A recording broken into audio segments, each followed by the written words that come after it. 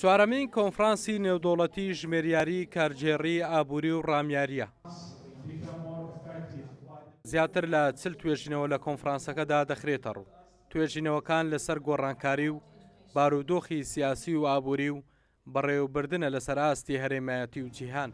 40 توێژینەوە ژمارەیەک زۆریش لە کینۆسیپیکەرن. توێژینەوەکان زیاتر خۆی لە لانی ئابووری و کارژێڕی ژمێریاری دەبینێتەوە. ئەوانەی کە پەیوەندیداریش بەشێشی لایەنە پەیوەندیدارەکان دەستگاکان زانکۆکان یان با بڵێن ئەوەی دەری زانکۆکانە کە حکم لە لایەنە حکومەتە و ئەوانەی بانکێشراون بەشێشی کە پەیوەندیدارن ئامادە نەبوون، بەڵام ئەوانەی کە پەیوەندیدارن بەشێشان کە پەیوەندی بلایەنە وەزارەتی بازرگانی شەسازی و کۆمەڵی دەستگای دیکە ئەوانیش بەشداری دەکەن بۆ ئەی مامۆستایانی زانکۆ توێژەران لێرە پێیان بڵێن ئەوە کێشەکانە.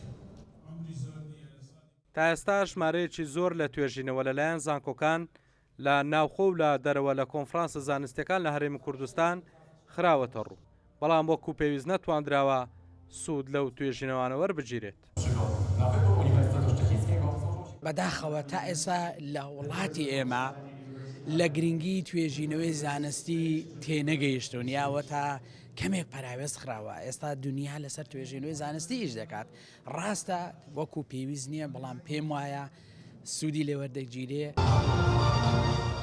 چوارەمین کۆنفرانسی نێودەوڵەتی ژمێریاری کارژێڕی ئابووری و ڕامیاری ماوەی 2 ڕۆژ لە شاری هەولێر بەردەوام دەبێت.